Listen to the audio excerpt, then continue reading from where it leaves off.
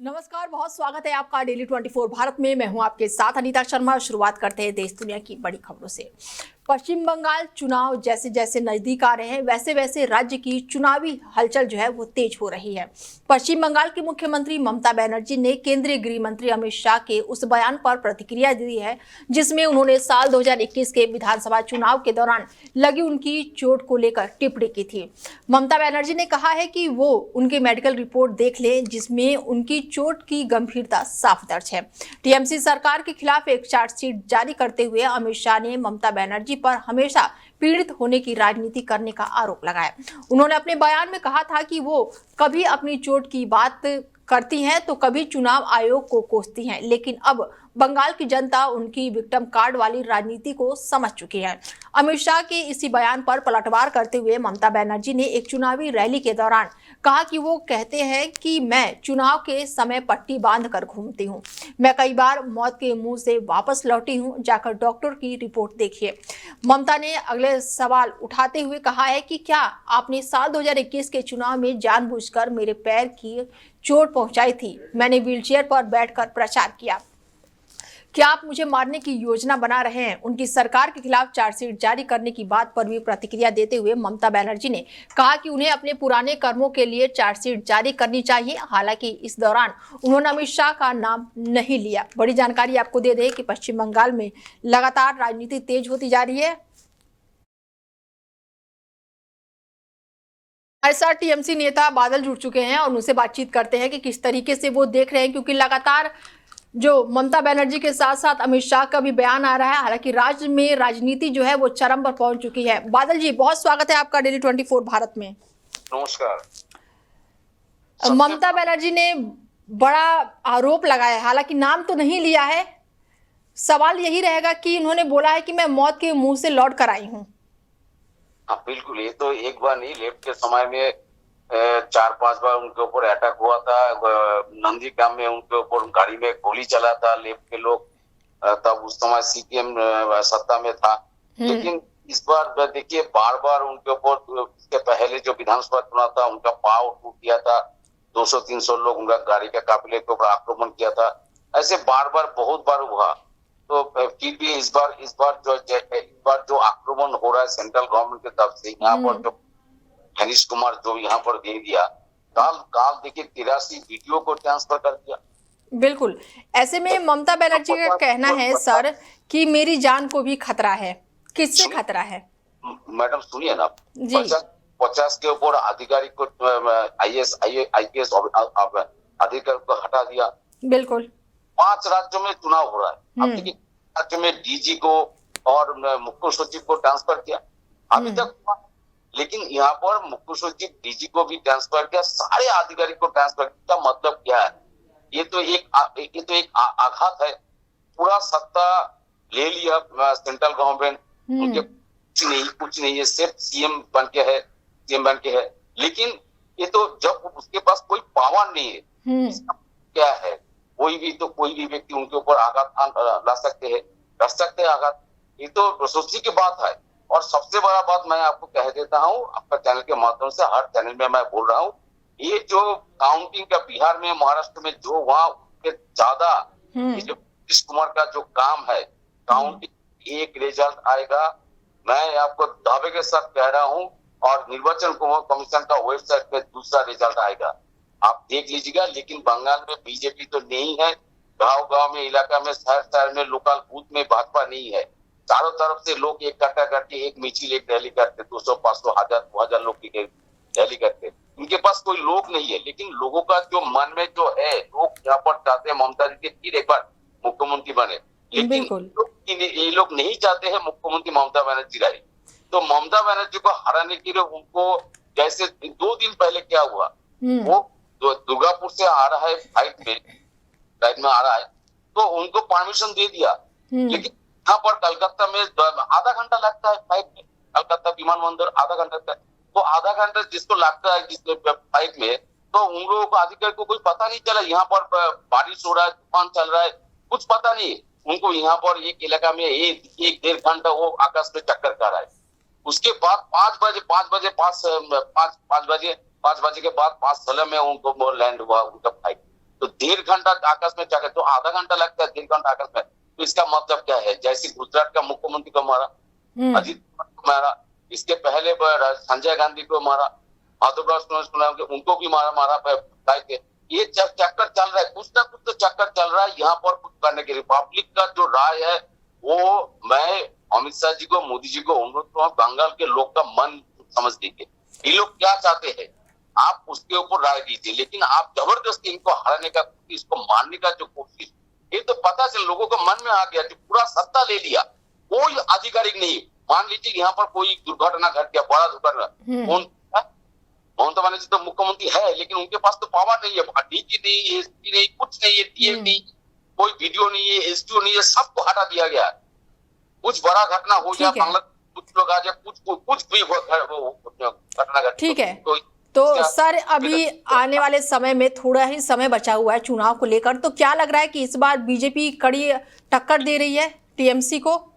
मुकाबला जो है बेहद कड़ा लग रहा है। मैं आपका यहाँ पर बहुत सारे सांबादिक है, आप लोग एक बार सुन लीजिए, 294 विधानसभा में आप लोग देखिए, जाइए, घूमिए, और आपको पता चल जाएगा। यहाँ पर मोदी जी का एक सभा होता है तो 4-5 जिला से लोग लेके यहाँ पर इनको सभा करना पड़ता है।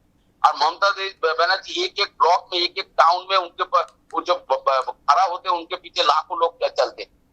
तो लोगों का मन में है ममता बनर्जी। आज से 50 साल से बंगाल के लोग का मन में मत के, पूरा देश ममता दीदी को समर्थन करते हैं, लेकिन वो बंगाल से बाहर नहीं जाते।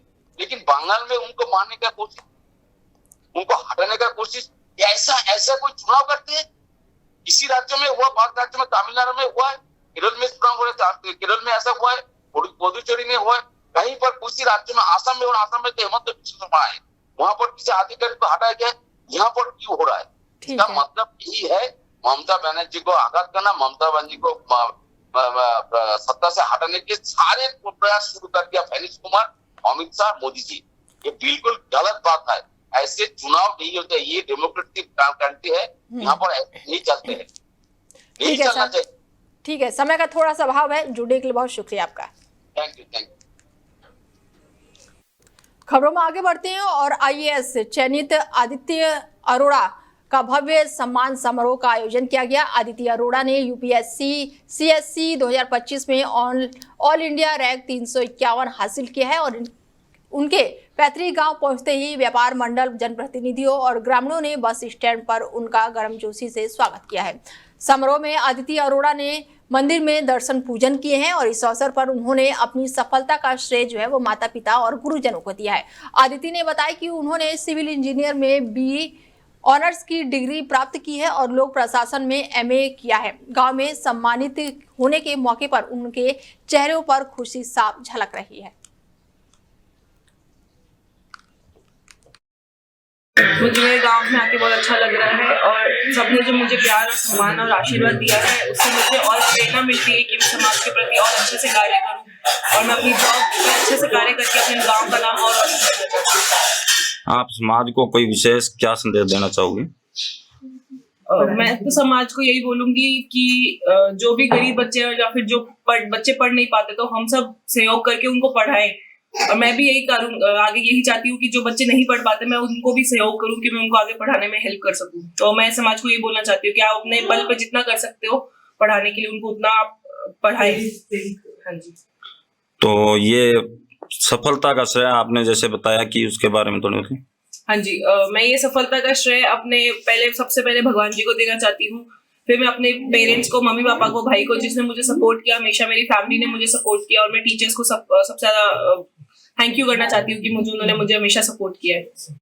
राजस्थान में शहीद मुश्ताक अली खां राजकीय बालिका उच्च माध्यमिक की माध्यमिक छात्र कोमल कंवर को माध्यमिक शिक्षा बोर्ड राजस्थान 2026 में 95.50% अंक मिलने पर पूरे गांव में उन्हें सम्मानित किया गया और इस उपलब्धि के जश्न में विद्यालय परिषद से ही डीजे पर नाचते गाते छात्र, शिक्षक और अभिभावक पूरे गांव में विजय जुलूस लेकर निकले।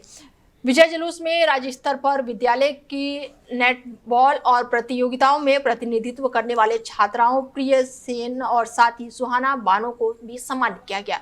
ग्रामीणों ने जगह जगह फूल बरसाकर छात्रों का स्वागत किया। महात्मा गांधी राजकीय विद्यालय के समान प्राचार्य जोगेंद्र सिंह शॉल डाले और साफा और प्रतीक चिन्ह भेंट करके कोमल कंवर को अभिनंदन भी किया गया। मैं बालिका स्कूल जाजौर में पीटीए के पद पर कार्यरत हूँ। मैं सबसे पहले हमारे प्रिंसिपल सर और समस्त स्टाफ को और हमारे स्कूल में इतना खुशी का माहौल हुआ कोमल की वजह से कि आज 95.50% लेके आई है और इसने हमारे मतलब इतिहास ही रच दिया सर। एक तरीके से काबिले तारीफ है सर, बिल्कुल। और मैं ये कहना चाहती हूँ कि शिक्षा के साथ साथ हमारे स्कूल में स्पोर्ट्स का भी, खेल का भी बहुत महत्व है। सर हमें हमेशा मोटिवेट करते रहते हैं। सर का कहना है कि स्वस्थ शरीर में स्वस्थ मस्तिष्क का निवास रहता है, तो सर ने हमेशा खेल के लिए हमेशा जागरूक किया बच्चों को। मुझे भी हमेशा यही बोला कि मैडम बच्चों को लेके जाओ, टीम लेके जाओ, तो हमेशा सर ने जागरूक भी किया सर। और बच्चे इतने अच्छे हैं हमारे कि पढ़ाई के साथ साथ खेल में भी वो काफ़ी उपलब्धि प्राप्त करते हैं और हमारे बच्चे हर साल, हमारी लड़कियां स्टेट लेवल पर भी खेल कर आती है। अब मैं ये चाहती हूँ कि आगे जब भी प्रतियोगिता हो, मेरा यही टारगेट रहेगा कि हमारी बच्चियां राष्ट्रीय स्तर पर भी भाग लें। वहीं डूंगरपुर जिले से खबर है जहां पर दर्दनाक सड़क हादसा जो है वो निकलकर सामने आया है, जहां एक कार जो है अनियंत्रित होकर पुलिया से नीचे गिर गई है और इस हादसे में कार सवार एक युवक की मौके पर ही मौत हो गई है, जबकि एक अन्य युवक गंभीर रूप से घायल हो गया। वहीं मृतक के परिजनों ने इस हादसे पर संदेह जताते हुए इसे साजिश कर हत्या का मामला बताया। पुलिस पूरे मामले की जांच में जुटी हुई है। मृतक के पिता जो है कुलदीप शर्मा और चाचा दीपक शर्मा का आरोप है कि कार में 4 लोग सवार थे, जिसमें 2 अन्य युवकों की पहचान अब तक सामने नहीं आई है। उनका कहना है कि हादसे के बाद से बाकी युवक हिमांशु को मौके पर ही छोड़कर फरार हो गए, जिससे ये मामला और भी संदिग्ध प्रतीत होता है। पुलिस ने घायल महेश से वीडियो कॉल के जरिए पूछताछ की, जिसमें उनसे बात की गई और कार करीब 50 किलोमीटर प्रति घंटे की रफ्तार से चल रही थी और अचानक से ही अनियंत्रित होकर पुलिया से नीचे गिर गई। हालांकि वो ये नहीं बता सका कि घायल साथी को मौके पर छोड़कर क्यों चला गया। फिलहाल पुलिस ने पोस्टमार्टम के बाद से शव को परिजनों को सौंप दिया है और मामला दर्ज करके जांच शुरू कर दी है। मैं दीपक शर्मा, क्योंकि मृतक हिमांशु कल एक्सीडेंट हुआ शाम के टाइम में और वो कहीं से आ रहा था। उसको बताया गया कि उसके साथ 3 लोग और भी थे, तो वो 3 लोग भागे और हिमांशु को बहुत ज़्यादा चोट आई है और उसकी मौत हो गई। तो हमारा शक जो महेश कुमार पी चौधरी जिसके नाम पर गाड़ी है और जो गाड़ी चला रहा था, जैसे बताया गया कि वो गाड़ी चला रहा था, तो हमारा शक उन तीनों पर है कि उन तीनों को चोट बिल्कुल क्यों नहीं आई और वो कैसे भागे। तो उसके बाद में भी हमने उससे बात की तो वो कह रहा था कि लोग हमें मारने लगे थे। अगर उनको चोट लगी, वो लोग अगर गाड़ी में थे और उनको भी चोट लगी, तो वो लोग पुलिस को बुलाते, लोगों को बुलाते, शोर मचाते कि भाई हमारा साथी दब गया है, इसको निकलवाओ। तो लोग उसको क्यों मारेंगे? या तो वो कुछ गलत कर रहे थे या तो उन्होंने मारा है उसको। 100% हमें शक है कि उन्होंने ही उसको मारा है और लोगों ने उनको देख लिया तो वो फिर अपनी जान बचाकर भाग गया और वो जाकर के इतना दूर 200 किलोमीटर दूर जाके भर्ती हुआ जबकि उसको कोई इंजरी नहीं हुई। भारतीय जनता पार्टी के पंडित दीनदयाल उपाध्याय प्रशिक्षण महाअभियान के तहत 84 विधानसभा क्षेत्रों में 2 दिवसीय प्रशिक्षण शिविर का आयोजन किया गया है। इसके साथ ही पंडित गुजरेश मंडलों के आयोजित में इन शिविरों में कार्यकर्ताओं को संगठन का विचारधारा, कार्यप्रणाली और नेतृत्व कौशल से जोड़ने पर विशेष जोर दिया गया। इसके साथ ही शिविर में आयोजन किया गया, जबकि पंडली गुजरेश मंडल का प्रशिक्षण कौजी विद्यालय निकेतन स्कूल में संपन्न हुआ। शिविरों का उद्देश्य जो है कार्यकर्ताओं को वैचारिक और संगठनात्मक रूप से मजबूत बनाना है। कार्यक्रम में पूर्व राज्य मंत्री सुशील और पूर्व जिला अध्यक्ष प्रभु पांडे, प्रदेश कार्य समिति सदस्य मौके पर मौजूद रहे और इस दौरान जनसंघ से लेकर बीजेपी तक के सफर, पंडित दीनदयाल उपाध्याय के एकात्म मानववाद और पूर्व प्रधानमंत्री अटल बिहारी वाजपेयी के विचारों पर प्रकाश डाला गया। आज ज्योति मंडल जिला डूंगरपुर में मंडल अध्यक्ष जी गंगोमा की पूरी टीम ने जिसा पार्टी का हमारा पूरे देशव्यापी अभियान है पंडित दीनदयाल प्रशिक्षण महाअभियान, उसके तहत पूरे जिले में हमारे सभी 24 मंडलों में प्रशिक्षण अभियान चल रहे हैं। इसके तहत आज ज्योति मंडल का भी था, मुझे भी एक सत्र लेने यहाँ आना था।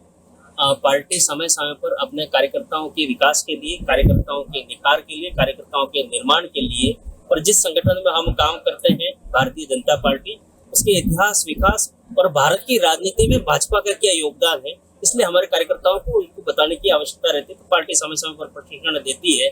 आज इतना बड़ा कारवा देश के प्रधानमंत्री मोदी जी, अमित शाह जी, नितिन नवीन जी से लगाकर जब हमने यात्रा शुरू की, पंडित दीनदयाल जी और श्यामा प्रसाद मुखर्जी जनसंघ के रूप में आज लगभग 80 वर्ष होने आ गए इस पार्टी को इस देश की सेवा करते हुए। और लगातार हम सत्ता में भी पिछले कई समय से क्षेत्र की जनता का विकास आदरणीय मोदी जी, आदरणीय हमारे मुख्यमंत्री जी, पूर्व के देश के हमारे तमाम नेताओं ने कहीं न कहीं इस संगठन में काम कर एक राष्ट्र को प्रथम मानकर, किसी व्यक्ति को नहीं, राष्ट्र को प्रथम मानकर भारतीय जनता पार्टी के कार्यकर्ता के तौर पे काम किया और आज वो देश के प्रधानमंत्री बने हैं। जैसे हमारे कई नेता हैं जिन्होंने बूथ स्तर से काम कर कर राज्य की, देश की सेवा की है। इसलिए समय समय पर कार्यकर्ताओं का प्रशिक्षण होता है। कार्यकर्ता हमारे संगठन की कार्य पद्धति कैसी हो, हमारे संगठन के विचार क्या है, एकात्मवादवाद क्या है, दर्शन क्या है, हम सत्ता में रहेंगे तो आगे क्या काम करेंगे, हम विश्वव्यापी विकसित भारत कैसे निर्माण करेंगे, समग्र बातों के लिए पार्टी का प्रशिक्षण होता है और कार्यकर्ता को इससे काफी सीखने को भी मिलता है।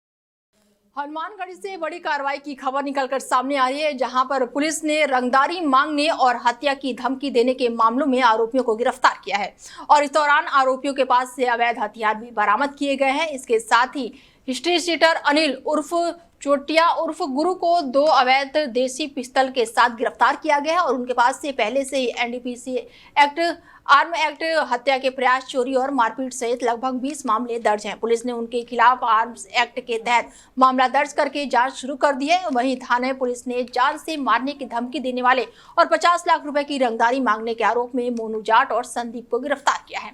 पुलिस के अनुसार गैंग के सदस्यों ने पीड़िता को हत्या के लिए मजबूर किया था और मना करने पर पीड़ित के साथ मारपीट की गई और भारी रकम की मांग भी की गई। श्रीमान आईजीपी साहब बीकानेर के निर्देशानुसार गंगानगर पुलिस द्वारा एक कार्रवाई की गई थी, जिसमें आकाश निगम यूपी का जो शूटर था उसको गिरफ्तार किया गया था। उससे पूछताछ की गई।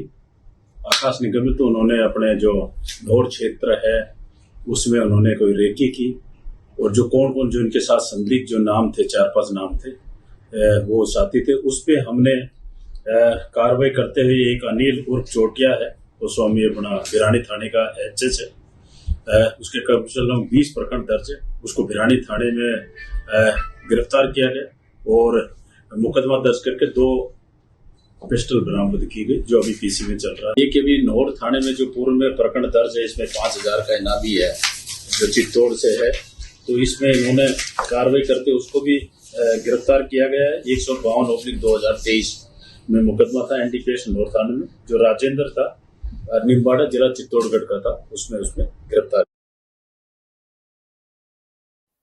वहीं हनुमानगढ़ जिले में 2 अप्रैल को आयोजित होने वाले भव्य और विराट श्री राम महोत्सव धर्म यात्रा को लेकर शहर में उत्साह का माहौल चरम पर है। नगर में इस ऐतिहासिक आयोजन को सफल बनाने के लिए जोरों शोरों से प्रचार प्रसार किया जा रहा है और आम जन में यात्रा में शामिल होने को लेकर खासा उत्साह देखा जा रहा है। धर्म यात्रा के संयोजक रमेश जो है वो नेतृत्व में भामशाह समाज सेवी सुरेश पंड्या सहित कई गणमान्य नागरिक हैं वो मौके पर उपस्थित रहे। ऐसे में लोगों से अपील की गई कि वो धर्म यात्रा में अधिक से अधिक संख्या में शामिल हो। संयोजक जो है उन्होंने पूरी टीम के साथ शहर में सजावट और तैयारियों को अंतिम रूप देने में जुटी हुई है। आयोजकों का कहना है कि ये धर्म यात्रा केवल धार्मिक आस्था का प्रतीक नहीं होगी बल्कि सामाजिक एकता और सांस्कृतिक गौरव का संदेश भी देगी। चावल वितरण का काम चल रहा है। आज सब मोहल्ले वाइज श्री राम विराट रामोत्सव धर्म यात्रा के लिए जो 2 तारीख को हर साल की भांति होने जा रही है, तो सभी मंडली अलग अलग मोहल्लों में, लेडीजें अलग है, जेंट्स अलग है, चावल वितरण का कार्यक्रम सबको यात्रा में शामिल होने के लिए इनवाइट किया जा रहा है। जय जय श्री राम। चावल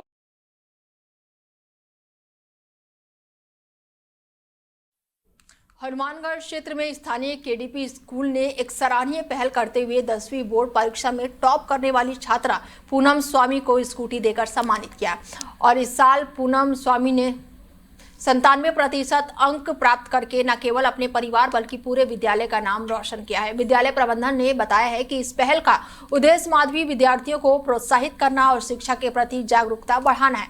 प्रबंधन का कहना है कि ऐसे प्रयास अन्य छात्रों को भी बेहतर प्रदर्शन के लिए प्रेरित करता है और इस अवसर पर पूनम स्वामी ने अपनी सफलता का श्रेय माता पिता और गुरुजनों को दिया और नियमित पढ़ाई, अनुशासन और आत्मविश्वास को अपनी सफलता की कुंजी बताया। विद्यालय स्टाफ ने छात्रों को बधाई दी और उज्जवल भविष्य की कामना की। साथ ही प्रबंधन ने आश्वासन दिया है कि भविष्य में भी किसी तरह की प्रतिभाशाली छात्रों को सम्मानित किया जाएगा। This has been a very good student from beginning, and we were hoping more than 97.50 actually.